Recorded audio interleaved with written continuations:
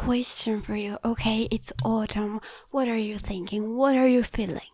Are you thinking cozying up at home, listening to the rain, looking at the gloomy trees outside, and just preparing for whatever? Halloween, Thanksgiving, I don't know. What are you thinking? Because some people are thinking cricket fights.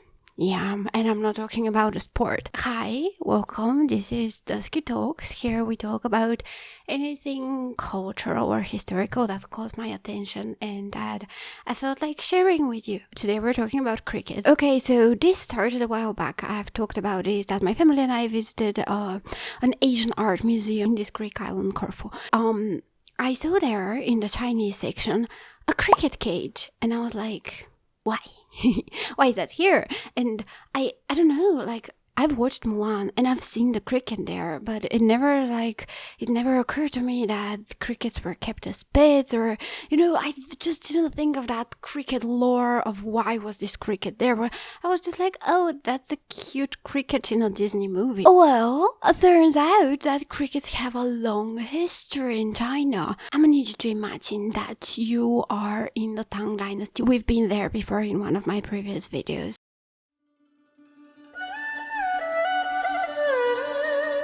Okay, so we're in the Tang Dynasty, and what do? It's dark at night and you're feeling cozy. Oh, you stretch your hand to grab your phone so you can play your favorite Spotify playlist. Well, guess what? Your phone didn't time travel, so you don't have your favorite Spotify playlist, but you have a garden, and what is there in that garden?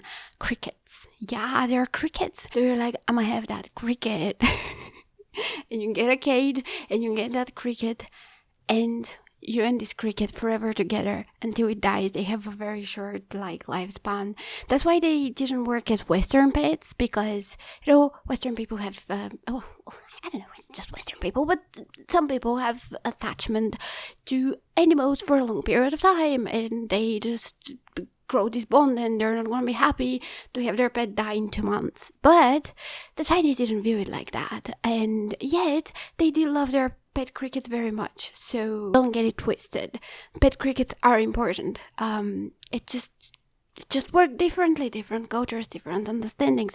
Okay, so from what I gathered, at first, people just enjoyed the sound of crickets outside. And then later, in the Tang Dynasty, around that time, people decided, well, we can cage crickets to listen to that song all the time. And later on, it evolved not only into listening to the crickets, but also having cricket fights. But now let's talk about how the whole catching thing started. In the Chinese book Tianpao Yishi from around the 8th century, there's this following notice talking about how the cricket catching first started.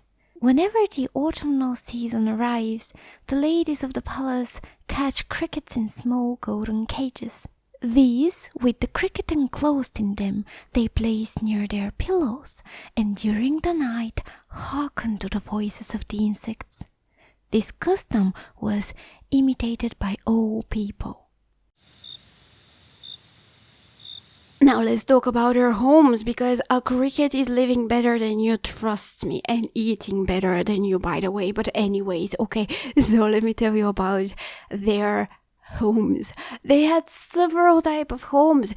Imagine a residence for the summer, a residence for the winter. I'm telling you, crickets are living better than you. Okay, so let me tell you about their summer homes. Their summer homes are made of ceramics, and that's so that it keeps, the clay is really good at keeping cold.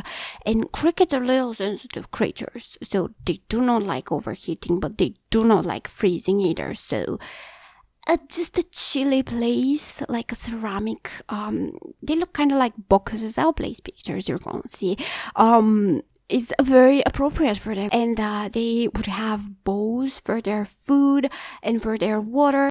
Now their winter homes, they're made out of gourds. They have this violin shape, but get that, back in the day people had these techniques of making a mold into the ground and shaping the gourds so they grow into their desired shape. Unfortunately, this practice of making the gourds in such artistic way has, specifically through modes, has been lost because of the Cultural Revolution. The Cultural Revolution destroyed a lot of stuff, and I'm a little bit upset about it.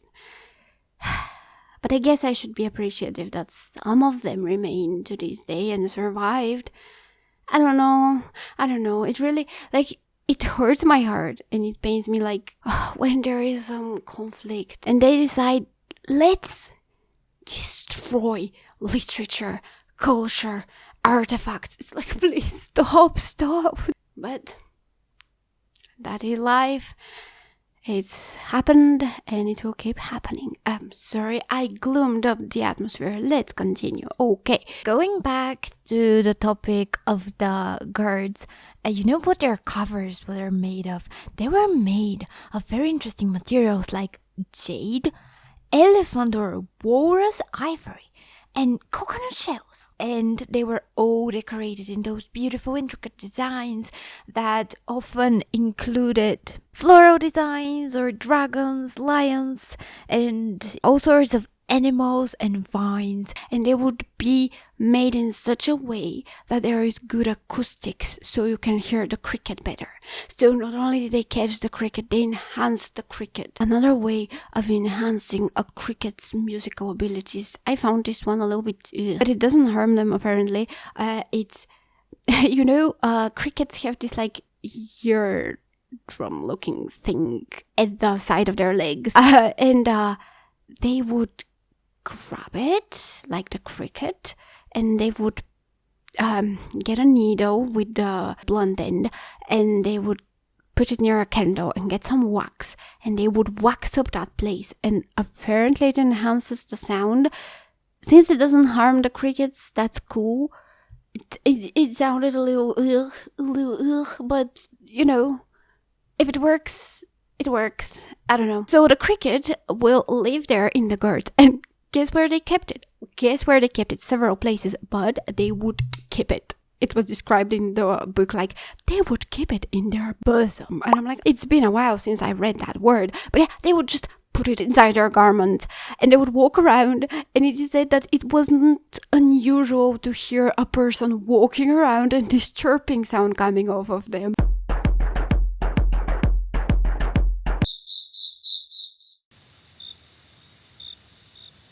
Now let's talk about the cricket fights. Crickets are solitary animals, and so the Chinese believed that they would fight to, solve disputes, house disputes. This is my house. No, it's my house. Who is stronger? This cricket wins. Okay. So the Chinese noticed that, and they were bet we can use that. People bring their crickets to the tournament, and there are judges who weigh them and put them in different classes, so the game is fair, and people gamble their minds off of that. So how does the whole thing work? It's a whole process. First up, we need equipment. So there are jars in which they fight. Also, we need a little rod, it's made of ivory or a stem of reed, and it has at the end attached whiskers, usually of rats, but could be something else. Those tiny whiskers are, attached to that thing, and they use it to tickle the cricket, and that irritates the cricket. Also, another thing they would do before the tournament is mate the cricket with a female. That's why they need the females. They would use the females for food, for other animals, or to mate the female with a cricket, because they believe, the Chinese, that a cricket is more irritable, and not irritable, but more aggressive after having mated. And then they get two feisty crickets and they are to each other and they fight. Usually, back in the day, the fights would end in death. Tragic death. One of the crickets would behead the others. Look at those claws, look at those jaws. You ain't surviving that. But an interesting fact, a lot of upper class people were into this. They were into the gambling, into the fight. So what the people did, the rich ones, they got their hands on purple dye.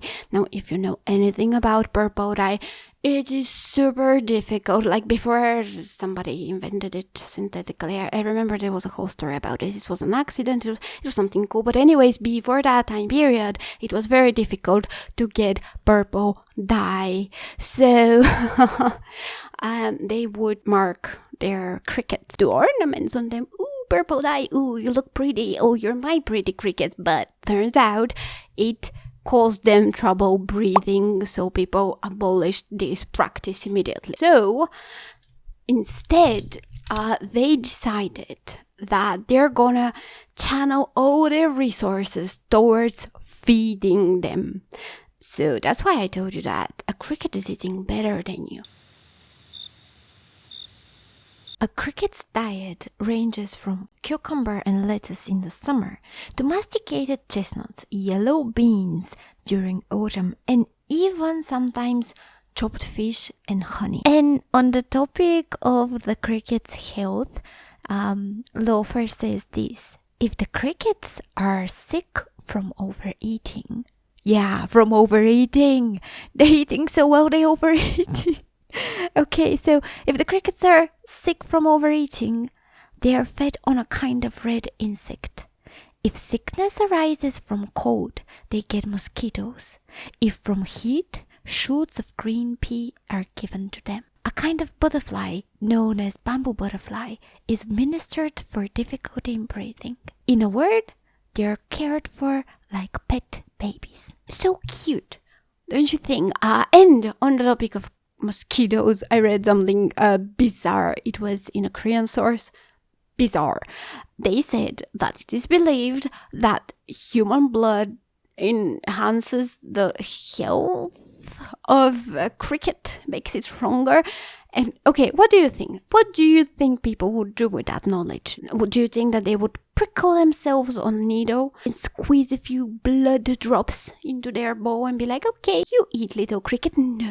No, that's boring. That's basic.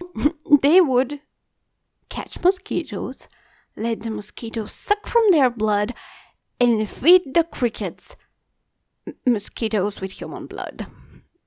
Yeah. Could you think of that? Are you creative enough?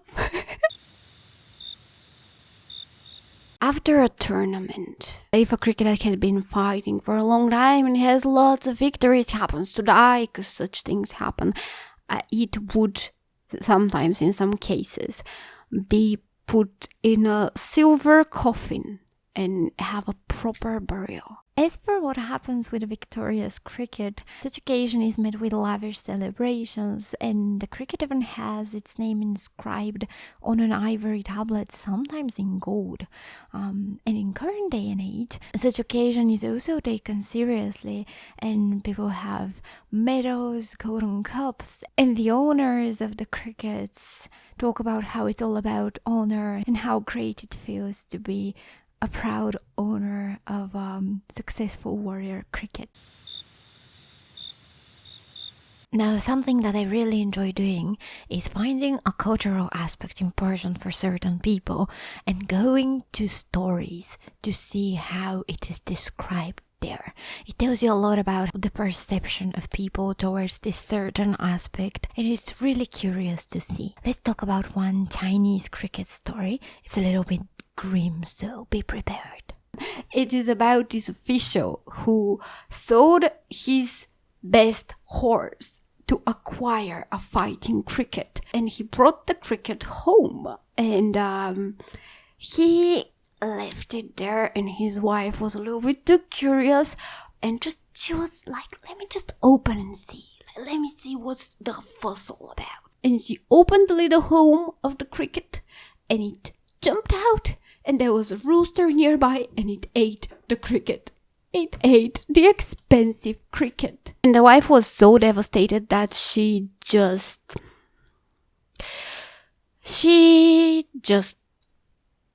ended her life. And then the official returned and he saw it was described as the double loss. He lost his wife and his cricket.